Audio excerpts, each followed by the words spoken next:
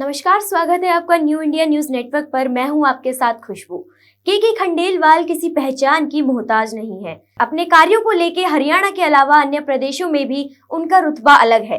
5 सालों में चले आ रहे बिल्डर्स के विवादों को सुलझाने में इन्होंने अपना बहुत ही महत्वपूर्ण योगदान दिया है। साथ ही कोई भी राजनीतिक द्वेष न रखते हुए जरूरतमंद लोगों को अपना हक दिलाने में सहायता भी की है। हरेरा चेयरमैन के खंडेलवाल ने अपने विदाई समारोह से पहले प्रेस कॉन्फ्रेंस करी। आइए सुनते हैं के खंडेलवाल जी का इस प्रेस कॉन्फ्रेंस से क्या कहना है। अचीव किया ये जो कानून था real estate regulation development act 2016 का, इस कानून को बनाने के मुख्यतः जो थे 5 मकसद थे। पहला मकसद था कि रियल एस्टेट सेक्टर में ट्रांसपेरेंसी आए। दूसरा पर्पज ये था ट्रांसपेरेंसी के साथ साथ जो एक इस तरीके की मैकेनिज्म क्रिएट की जाए जो डिस्प्यूट्स हों बिल्डर और बायर के बीच में, उनको इफेक्टिव तरीके से हैंडल कर सके। तीसरी चीज जो थी कि रियल एस्टेट की सेल और परचेज जो है उस पर बहुत डिपेंडेंट करती है, वो एफिशिएंट, जो इसका प्रेमबल एक्ट का उस एक्ट में जो चीज दी गई थी। और जब हम ट्रांसपेरेंसी की बात करते हैं तो ये था कि जो माल प्रैक्टिसेस सेक्टर में हैं, पुरानी जो गलतियां हो चुकी हैं, उन माल प्रैक्टिसेस को किस प्रकार से निपटा जाए ताकि आगे वो रिपीट नहीं हो। जैसे 4 तरीके की समस्याएं सामने आती थी। पहली समस्या आती थी कि बिल्डर पैसे ले लेता था, बिल्डर बायर एग्रीमेंट नहीं करता था। दूसरा, पैसे लेकर के उस पैसे को डाइवर्ट कर देता था किसी और प्रोजेक्ट के लिए। तीसरा, वायदा कुछ करता था कि मैं डिलीवर इतने टाइम पे कर दूंगा, उस वायदे को कभी पूरा नहीं करता था। चौथा, वायदा करता था कि मैं ये चीज बना करके दूंगा आपको, इस लेआउट की होगी, इस स्पेसिफिक होगी, वो नहीं होता था। और 5वीं चीज सबसे खराब थी, बिना एलओटी को इन्फॉर्म किए नक्शा बदलता था। तो ये मुख्यतः जो चीजें थी, जिन चीजों को लेकर के जो माल प्रैक्टिसेस थी, उन माल प्रैक्टिसेस को किस प्रकार से हैंडल किया जाए, उनके लिए ये real estate regulation and development act आया और रेगुलेटरी अथॉरिटीज और अपीलेट ट्रिब्यूनल इसमें कॉन्स्टिट्यूट हुए। सबसे पहली चीज, हरियाणा सरकार ने एक बहुत अच्छा स्टेप ये लिया कि गुड़गांव में देखते हुए ज्यादा बड़ी विकराल समस्या है, ज्यादा कॉम्प्लिकेशंस है, तो उन्होंने गुड़गांव के लिए एक सेपरेट अथॉरिटी का गठन किया। तो माननीय मुख्यमंत्री मनोहर लाल जी के जो ये निर्णय था, इस गुड़गांव के एलओटीज को और या गुड़गांव में जो रियल एस्टेट है उसको, उसका एक बहुत ही प्रत्यक्ष फायदा मिला। जो गति रही फायदे की वो बहुत तेज रही, क्योंकि एक सेपरेट अथॉरिटी एक टाउन, उसके लिए एक जिले के लिए, एक टाउन के लिए और एक डेवलपमेंट प्लान के लिए जो होती है, तो इससे बेहतर चीज नहीं हो सकती। जब 2018 में फंक्शनिंग शुरू की तो शुरुआत के दिनों में जैसे जो भी कोई संस्था होती है, उस संस्था को कई तरीके की समस्याओं का सामना करना पड़ता है। सबसे पहले कानून नया था। 2017 में ये कानून पूर्ण रूप से अस्तित्व में आया, 1 मई 2017 को। हम 18 में आए 5 फरवरी 2018 को। जब हमने इस कानून को के अनुरूप यहाँ काम करना शुरू किया तो एक समस्या खड़ी हुई कि प्रमोटर है, प्रमोटर के पास अच्छे एडवोकेट थे, अच्छे वकील थे, उसके पास और भी अच्छी मैन पावर थी। तो उसने जाकर के जब ये कहा कि इसमें जो निर्णय की प्रक्रिया थी, 2 चीजें थी, मेन मुख्य चीज 2 थी कि यदि एक एलओटी को समय पर वो उपलब्ध नहीं कराता है, फ्लैट या यूनिट या प्लॉट जो है, तो इस एक्ट ने एक एलओटी को बहुत बड़ी ताकत दी। पहले वो बेचारा हेल्पलेस था, 2012 में पैसे दे दिए, 15 का वायदा किया, चक्कर लगाता रहा, वो 16 में, 17 में, 18 में, कुछ मालूम नहीं पड़ता था कब मिलेगा या नहीं मिलेगा। इस कानून ने पहली चीज तो 2017 से पहले उसने कोई भी डेट दी हो, बिल्डर को भी एक नया मौका दिया, भाई अब तुम बता दो किस तारीख को इस प्रोजेक्ट को पूरा कर दोगे, तुम्हारा अधूरा पड़ा हुआ है। बिल्डर को भी बहुत बड़ा एक सहूलियत थी भाई, चलो पहले तो तुमने जो डेट दी उस डेट को तुम नहीं कर पाए, लेकिन अब बता दीजिएगा कि अब कब इसे पूरा करोगे, लेकिन अब पूरा तुमने जो उस तारीख को बताओगे नहीं किया तो तुम्हारे पर जुर्माना लगेगा।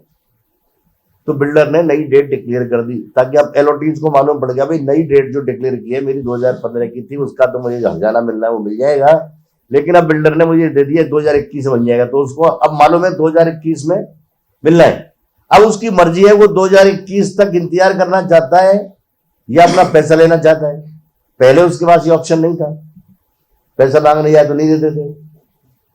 इस कानून ने उसकी 2017 1 मई 2017 जब ये कानून आया तो उसके बाद ये था भाई यदि नियत तिथि को उसने आपको यूनिट नहीं दिए तो एलओटी फैसला कर ले कि उसको प्रोजेक्ट में रहना है, तो डेट बता दी रही उसने, और जब वो देगा तब तक का उसे ब्याज मिल जाएगा। और यदि उसने नहीं रहना बोला मैं तो भैया बहुत इंतजार कर लिया, मुझे कोई नहीं है, मेरा तो पैसा वापस दिला दो, पर ये ब्याज दिला दो मेरे पैसे का ताकि मेरी भरपाई में घर जाऊं, तो वो ऑप्शन मिल गया।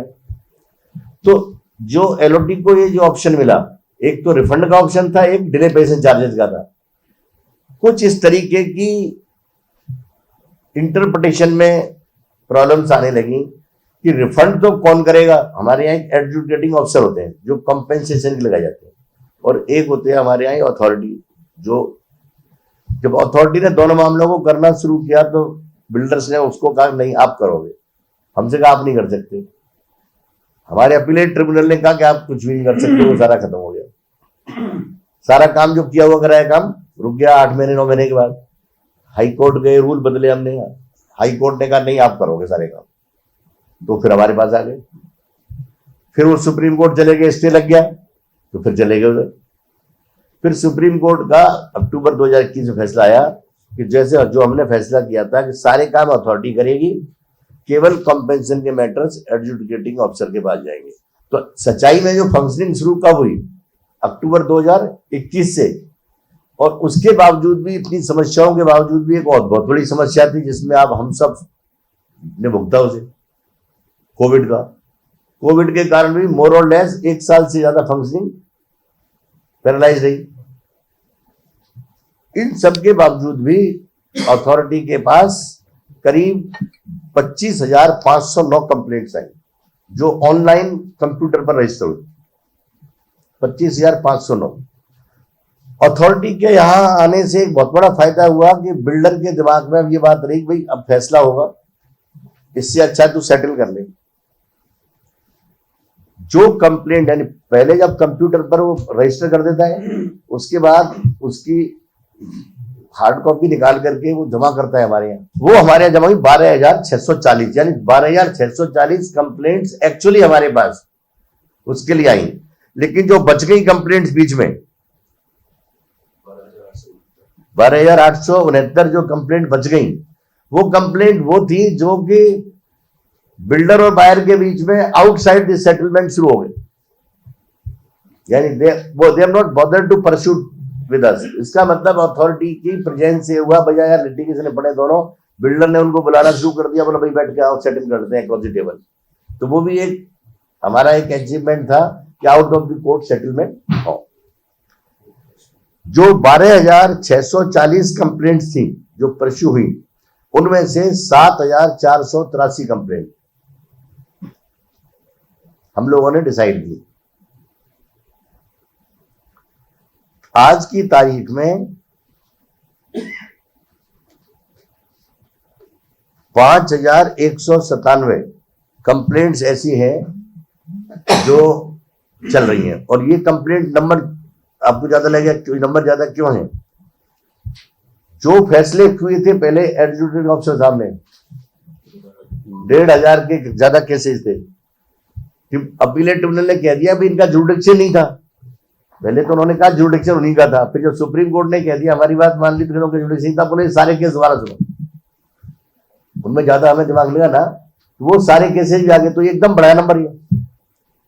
इसके बावजूद भी सिविल कोर्ट में आप देखते होंगे जब केसेज होते हैं महीने के 40-50 केस करते हैं तो 120 की करीब यूनिट होती है बड़े।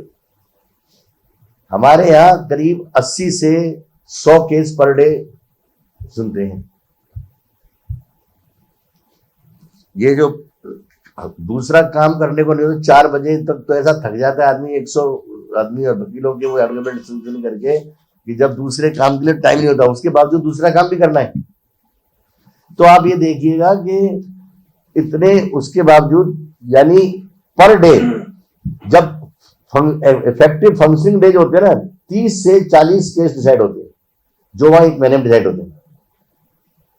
अब एवरेज आउट करें, संडे सैटरडे वर्किंग डे, कभी कोर्ट की छुट्टी, कभी है ना हाई कोर्ट की छुट्टी, कभी कोई एडवोकेट की डेथ हो गई और कभी कुछ और समस्या हो गई, कभी वीआईपी मूवमेंट के कारण बंद हो गया, सब कुछ खत्म भी करते तो average 8 to 10 cases per day decide हुए हैं, एवरेज, छुट्टी में भी सब कुछ मिला के। तो ये एक बहुत बड़ा अचीवमेंट है, यानी 7,483 का आउटराइट वो मिला है। इसमें करीब 4,115 केसेज डीपीसी के, डिले पेशन चार्जेस के हैं, जिनमें करीब 3500 करोड़ रुपए के अराउंड एलओटीज को डिले पेशन चार्जेस मिले हैं या ऑर्डर्स हुए हैं, एग्जीक्यूशन की स्टेज पर है, कुछ लोग चलते थे, लेकिन 3500 करोड़ रुपए का आउटराइट फायदा गुड़गांव के एलओटीज को मिला है। और रिफंड के करीब 2246 केस डिसाइड हुए हैं, इनमें करीब 2500 करोड़ रुपया लोगों का रिफंड है। ब्याज और उसका कैलकुलेशन चूंकि वो लग जाता है, लंबा लग जाता है, तो वो उसको नहीं लिया गया है। और मीडिएशन के थ्रू करीब जो है 3200 केस सेटल हुए। जो प्रॉपर्टी इन्वॉल्व है ना, इसमें प्रॉपर्टी जो है कि ये मान के चलिएगा कि गुड़गांव में आज की तारीख में जैसे देखा जाए,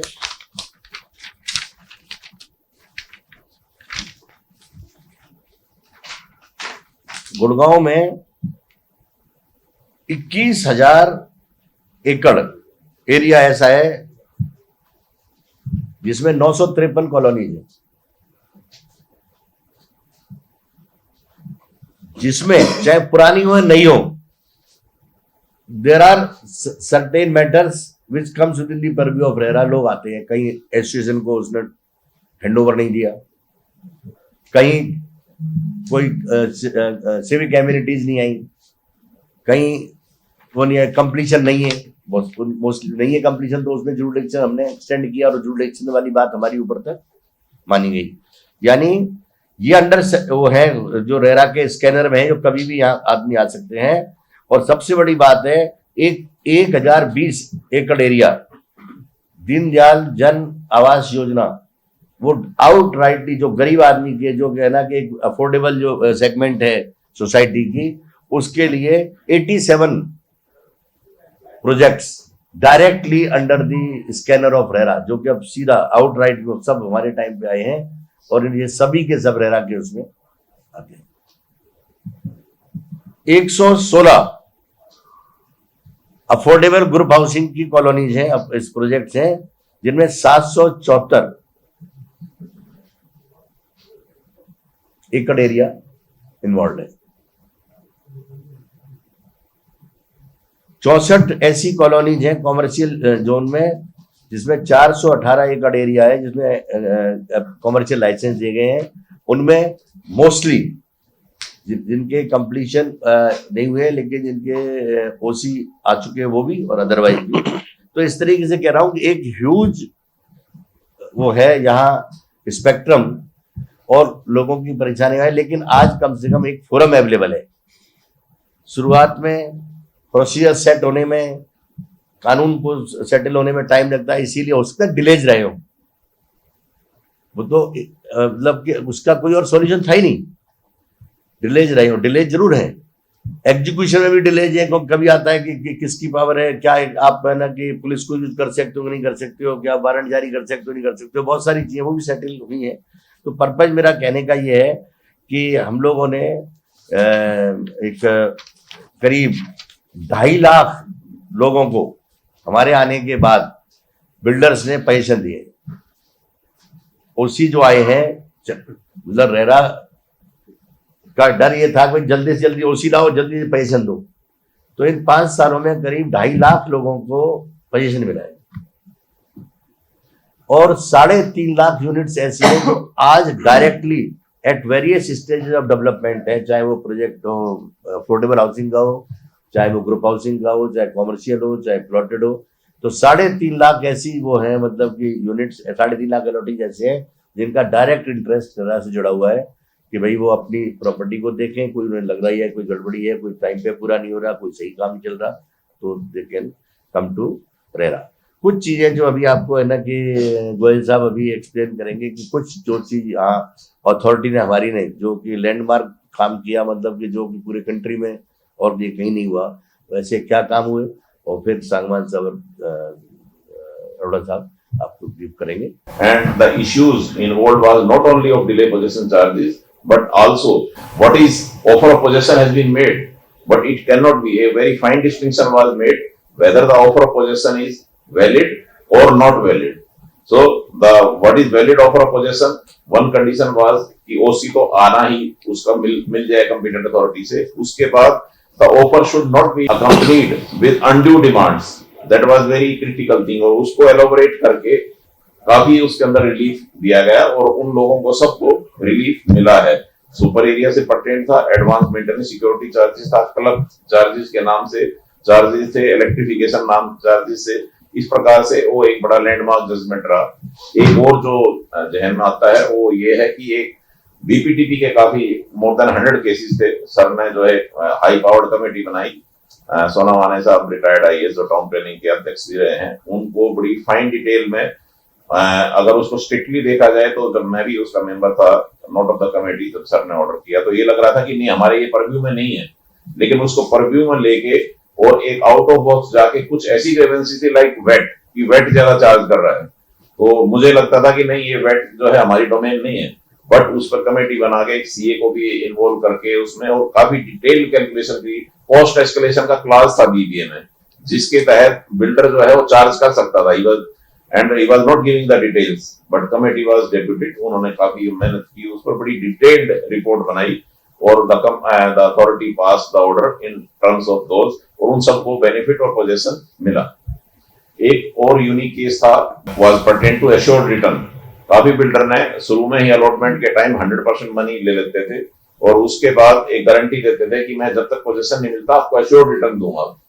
अथॉरिटी ने ये व्यू लिया गया कि बर्ड्स एक्ट आ गए 2018-19 में, उस एक्ट के तहत आप एश्योर्ड रिटर्न और इस तरह की स्कीम लॉन्च नहीं कर सकते, तो अथॉरिटी टू के व्यू ये हमारी डोमेन में नहीं है। बट चेयरमैन साहब की जो एक सबसे खूबी और क्वालिटी के लिए वंस एक बार उनको कन्विंस हो जाए या कोई आगे एक्सप्लेन करे इन द राइट पर्सपेक्टिव कि नहीं ये इस तरह से कवर कर सकते हैं, तो that was a very landmark order, और उसको जो है अब हाई कोर्ट में बेशक अपील की गई, कहीं स्टे नहीं मिला कि अश्योर्ड रिटर्न के लिए एंटाइटल्ड है। इंटरप्रिटेशन इस बेसिस पे लिखी कि ये जो डिपॉजिट है ये खाली एक बैंक में डिपॉजिट की तरह नहीं है, it is against purchase of a property, और इसको हमने एडवांस मान के अश्योर्ड रिटर्न के एंटाइटलमेंट को अपहेल्ड किया, और नंबर ऑफ केसेस और वाटिका, रामप्रस्था एटसेट्रा वर पास, और उनको काफी उसमें बेनिफिट मिला। अनदर एक पिक्यूलियर केस जो आया, एक पीएनबी हाउसिंग का केस था, जिसके अंदर पीएनबी ने चार्ज बिल्डर्स क्या करते थे कि अपना उसको मोर्टगेज कर रखा था प्रॉपर्टी को, और उनको उसमें बैंक ने टेक ओवर कर लिया, लेकिन वो सेक्शन एक जस्ट डेफिनेशन से उठा के कि प्रमोटर की क्या डेफिनेशन है, तो पीएनबी को प्रमोटर अपहेल्ड किया गया कि यू आर आल्सो प्रमोटर, अगर ये फेलियर हो गया तो now you are taken off the project, you are now duty bound to cater to the requirement of the lotees and provide them the flats, their right is first, और वो order को जो है upheld किया गया honourable supreme court में भी। Rajasthan RERA ने उसी ऑर्डर के बेसिस के ऊपर अपना ऑर्डर किया और सुप्रीम कोर्ट तक गया, दोनों ऑर्डर जो है वहां अपहेल्ड हुए। नंबर ऑफ पीपल्स जो हेल्पलेस महसूस कर रहे थे बिफोर द बैंक, उनको रिलीफ मिला। अनदर केसेस वाज ऑफ ओरिस, वहां सिर्फ पेनलाइज करने का मकसद नहीं था, उसके अंदर अब एनसीएलटी तक अपहेल्ड हुआ वाज कि प्रोजेक्ट को कंप्लीशन किया जाए। Number of projects we have been taken, और उसके लिए इन्होंने चेयरमैन साहब ने काफी लैंडमार्क डिसीजन और गाइडलाइन सेट किए हैं। आवर अटेम्प्ट विल बी कि जहां नहीं मिल पा रहा है, फेलियर हो गया है किसी भी कारण से, उन प्रोजेक्ट्स को भी उसी तरह मॉनिटरिंग करके और उनको भी पूरा करवाया जाए, जो कि एक इसका था, and that will go a long way in resolving the grievance, redressal of the grievances of the allottees. पहली चीज तो मैं बता दूं कि हम अकेली रह रहा होंगी कि हमारे नोटिस में आने के बाद हमने किसी को नहीं छोड़ा, यानी उसके खिलाफ कार्रवाई जरूर इनिशिएट की है, पेनल्टीज भी लगाई हैं और बड़े बड़े आदमियों पे लगाई है पेनल्टी। एग्जाम्पल बता देता हूँ तो सबसे बड़ा आदमी तो यहाँ अडानी का तो नाम आज बड़ा वो है, 2.5 करोड़ रुपए की पेनल्टी लगाई है, 2.5 करोड़ रुपए की। एक बिल्डर पर हमने जो इन्होंने निकाला 30 करोड़ की पेनल्टी लगी है, लेकिन वो अभी अपील में मैटर उसमें चल रहा है। 30.89 एक बिल्डर को 1 करोड़ की पेनल्टी तो हम लोग तुरंत लगा देते हैं, यानी थोड़ी सी उस पर यानी प्रोजेक्ट लेट करते 1 करोड़ की पेनल्टी लगा देते हैं। लेकिन जहां लगता है कि यार ये प्रमोटर ही कमजोर है, अब रही माहिरा पाया हो, माहिरा जैसे माहिरा का कोई हमारे उसमें लोग लेके नहीं आए। जैसे ही हमने उससे पढ़ा और ऑनर वालों पढ़ा कि माहिरा में कुछ ऐसा हो रहा है, उसके एक प्रोजेक्ट की शिकायत थी, हमने उसके अक्रॉस दी बोर्ड जितने प्रोजेक्ट थे उसके और उसकी सिस्टर कंसर्न के सब पर हमने फोरेंसिक ऑडिट करा दिया कि बताओ पैसा तो निकला, पैसा निकला उसको, क्योंकि कई लोग हमको बिल्डरों को जब तक जानकारी पूरी नहीं होती उसको कुछ कई मामलों में गलत फहमी आती है। बोला जी मैं एडवांस का पैसा निकाल सकता हूँ, मैं मेटेरियल खरीद करने का पैसा निकालता हूँ, नहीं इसके बोल्डिंग का निकाल सकता हूँ करके उसको हमने उसने टाइम दिया, हमने उसका पिनल प्रोसीडिंग्स इंटैक्ट है, उसके खिलाफ पेनल्टी, उसको ये कहा गया तुम प्रोजेक्ट पूरा करो। डायरेक्टर ने जब वो वापस कर लिया अपने सारे ऑर्डर, उसके 2 प्रोजेक्ट को अब भी हमने फ्रीज किया हुआ है, जो अभी अंडर कंस्ट्रक्शन है उनका डिफ्रीज किया या नहीं किया है। और जो पैसा उसने निकाला है उसका उसने टाइम लाइन दिया, मैं इस लाइन में उस पैसे को ले आऊंगा। तो ऐसा नहीं है कि माहिरा कोई आए और चला जाए, ये मेरी गारंटी है कि माहिरा के लोग जो है उनका फ्लैट बनेंगे और पूरे होंगे। और यदि नहीं है तो उसकी जमीन है हमारे पास सारी अटैच की हुई है, जमीन है उसकी कमर्शियल है, सब अटैच की हुई है। सर लोग जो पीड़ित हैं उनके होम लोन चल रहे हैं, किस्तें चल रही हैं, वो कई बार आप लोगों के पास भी आए, तमाम सरकारी संस्थाओं के पास गए जहां जहां वो इंसाफ की दरकार की जा सकती है। तो अब तक अब सर मैं आप समझाता हूँ, आप समझो एक मिनट, मैं आपको बिल्कुल आपका सवाल सही है और ये आपके माध्यम से क्लियर होती है। अफोर्डेबल हाउसिंग स्कीम को समझो पहले क्या है। अफोर्डेबल हाउसिंग स्कीम में एक नहीं, अफोर्डेबल हाउसिंग स्कीम में ये होता है कि इसका कंस्ट्रक्शन से कोई लिंक नहीं है पहली चीज तो। अब शुरू हुआ है, हमने हमारे जब एक्ट आने के बाद और हमारे पर इंसिस्ट करने के बाद अब नए लाइसेंस में कंस्ट्रक्शन लिंक्ड है, पुराने लाइसेंसेज में कंस्ट्रक्शन लिंक नहीं था। वहां क्या था कि एप्लीकेशन के टाइम पर 5%, 20% at the time of allotment DTP STP जो उनके वहां होता है हो गया, 25% आ गया। फिर 1 साल उसको मिलता है एनवायरमेंटल क्लियरेंस के लिए, तो 1 साल जब तक क्लियरेंस जाएगी कंस्ट्रक्शन नहीं होगी। तो इसका मतलब यदि मान लीजिएगा 1 साल में कितनी किस्तें बन गई उसकी, 2 किस्तें, 12.5% 25%, 50% तक पैसा उसके पास आ जाता है और उसके बाद भी कंस्ट्रक्शन शुरू करता है। ये पॉलिसी में कमी थी, हम लोगों ने उसको ठीक कराया। अब उसको आगे कंस्ट्रक्शन लिंक करिएगा। हम लोग अब उससे पर्ट चार्ट भी ले रहे हैं, भाई तुम बताओ तुम कंस्ट्रक्ट कैसे करोगे, और 70% वाला जो था जो वायलेट किया उसकी पिनल प्रोसीजर होगी। अब झगड़ा खड़ा होता है क्या वो प्रोजेक्ट वाइबल है, उन सब की हम लोगों ने स्टडी कराई है। यदि ये पैसा निकल भी गया मान लीजिए, क्योंकि अल्टीमेटली पैसा तो लैंड ओनर्स को भी जाना है, पैसा कंस्ट्रक्शन में भी लगना है, पैसा मतलब कि एडवांस और उसमें भी जाना है। यदि जो पैसा निकला हुआ ये पैसा नहीं भी आता तब भी वो प्रोजेक्ट वाइबल है, सारे प्रोजेक्ट वाइबल है। क्यों वाइबल है, उनका निकाल लिया कंस्ट्रक्शन कॉस्ट कितनी लगनी है। Land owner himself is a licence holder, उसने बिजनेस किया है ना, उसने एक बिल्डर के साथ मिलकर के, तो लेकिन हमने उसके इंटरेस्ट को भी प्रोटेक्ट किया है। जिन लैंड ओनर्स के पैसे नहीं मिल रहे थे, जो हेजिटेट कर रहे थे, आखिरकार सरकार के इंटरवेंशन से, डी साहब के इंटरवेंशन से, लोकल एमएलए साहब के इंटरवेंशन से, फिर फाइनली ये किया कि उतना पैसा इसको अलाउ करेंगे निकालना जितना सीधा आरटीजीएस से किसानों को जाता है। ये बात है कि इसमें चूंकि इसने बदमाशी की है, बदमाशी की तो उसका तरीका हम क्या है, हम उसकी खिलाफ कार्रवाई शुरू कर सकते हैं। उसके अकाउंट हमने उसकी उतनी ही जमीन फ्रीज की हुई है, उसके 2 लाइसेंस आए हुए हैं जिसकी पूरी जमीन उसकी है खुद की, उनकी लाइसेंस रजिस्टर नहीं किया है।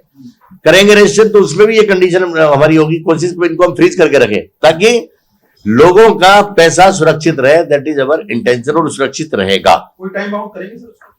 टाइम बाउंड तो जब से अब पैसा तो निकल नहीं रहा, कोई जब जो पैसा आ रहा है कंस्ट्रक्शन शुरू कर दिया उसने, सभी प्रोजेक्ट पर कंस्ट्रक्शन है, कहीं स्लो के प्लेस है, कहीं पेस बढ़ा है, और बाकी जो है उसमें रेरा की गफलत ये नहीं होती कि 1 साल तक, तो चूंकि पॉलिसी कहती है कि 1 साल तक एनवायरमेंट क्लियरेंस से पहले कंस्ट्रक्शन नहीं कर सकता। हमने अपनी ओर से एक्शन लेने में कोई डिले नहीं किया, वहां भी एक्शन लिया है जहां कंप्लेंट नहीं थी, उन प्रोजेक्ट को सीओ मोटो हमने वो कराई है, और हमने कोई कंसर्न नहीं दिया। आज भी 2 प्रोजेक्ट पर उसके फ्रीज है, सारी कॉमर्शियल फ्रीज है, और अगला कोई रजिस्टर कर नहीं रहे हम लोग। अडानी जैसे को दंडित किया है, इसको भी दंडित किया जाएगा क्या? 100% दंडित तो किया हुआ, इसको एक तो पेनल्टी लगा चुके हैं हम, इसमें पेनल्टी सब में लगेगी। अभी हमने पेनल्टी को क्यों रोका हुआ है? तलवार इसलिए लटकाई हुई है कि उस तलवार लटकने से ये कम से कम 6 महीने में जो पैसा वापस लाना है या कंस्ट्रक्ट करने में पूरा काम कर दे। 2.5 लाख लोगों को हमारे आने के बाद उसी इनको मिले हैं, बिल्डर्स ने पैसे दिया है। ये मतलब एक तेजी आई है सारी चीजें। तो टोटल कितने हैं सर? पीड़ित देखो, हम पीड़ित किसे मानते हैं? जिसकी कंप्लेंट आ गई। हमारे पास कंप्लेंट पेंडिंग है 5197 57। कोई ऐसा भी मैकेनिज्म होगा कि पीड़ित तो आगे भी होंगे। देखो आज तक जो पीड़ित थे हमारे पास आ गए, कल हो सकता है कि कल बिल्डर किसी का बदमाशी करते फिर पीड़ित होंगे। ये तो लगातार चलने वाली प्रक्रिया है। डंडा तो देखो हमने बहुत मारा, और डंडा हमने ऐसा भी मारा कि अरेस्ट अंदर भी किए, तो बड़े बड़े लोगों के पीछे पड़े, तो ऐसा है। लेकिन कई बार क्या होता है कि आपने देश काल परिस्थिति और अल्टीमेटली हमारा पर्पज उनको अंदर करना नहीं है। हमारा पर्पज क्या है? हमारा पर्पज है कि कंस्ट्रक्शन हो, हमारा उसको वो मिले। रियल एस्टेट के प्रमोटर्स का भी गुड़गांव का इंटरनेशनल नाम बनाने में उनका बड़ा योगदान है। हम उनके योगदान की भी वो सराहना करते हैं, और यदि वो नहीं होते तो गुड़गांव आज अंतरराष्ट्रीय मैप पे तो नहीं होता। एक चीज होता है, तो एक नोबल जो काम करने जा रही है कि अब क्या है कि एक नॉर्मल शिकायत है कि भाई कंप्लेंट डाली, फिर वो जाएगी तो नंबर आता है 4 महीने में। किसी की समस्या इमीडिएट होती है। चूंकि समरी प्रोसीडिंग्स है, तो सांगवान साहब, गोयल साहब और अरोड़ा साहब ने ये डिसाइड किया है, जो कि मेरा तो आज टर्म खत्म हो गया टुडे, तो ये फैसला किया है कि जो जैसे मान लो किसी की माइनर समस्या है कि साहब बिल्डर मुझे पैसा नहीं दे रहा, मैं सब कुछ दे चुका हूं, अब इसमें लंबा चौड़ा उसकी जरूरत नहीं है। यदि वो फैक्ट सही है और कागज सही लगा रहा है, तो समरी एक रजिस्टर बना करके, समरी प्रोसीडिंग का सिस्टम होता है, रजिस्टर में एंट्री कर लेते हैं उसकी, और नीचे कागज एक फाइल बनाए थे 1 नंबर समरी, और उसी पे ऑर्डर कर दिए कि भाई authority hereby direct you if the facts mentioned are correct then है ना कि यू विल गिविंग पैसे विद इन 15 डेज, और ये ऑर्डर फैसला हो गया। उसमें यदि कोई अदरवाइज बात है तो देखें, if there is otherwise fact you may appear before 7 दिन में, तो अगला आदमी बता देगा।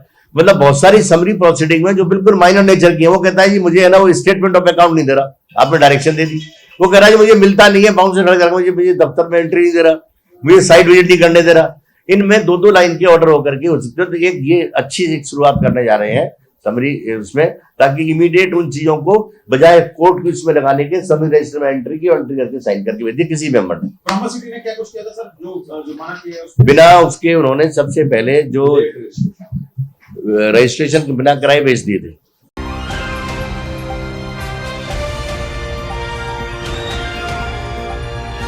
दिल्ली, हरियाणा, उत्तर प्रदेश, राजस्थान की हर खबर के साथ देखते रहिए न्यू इंडिया न्यूज नेटवर्क।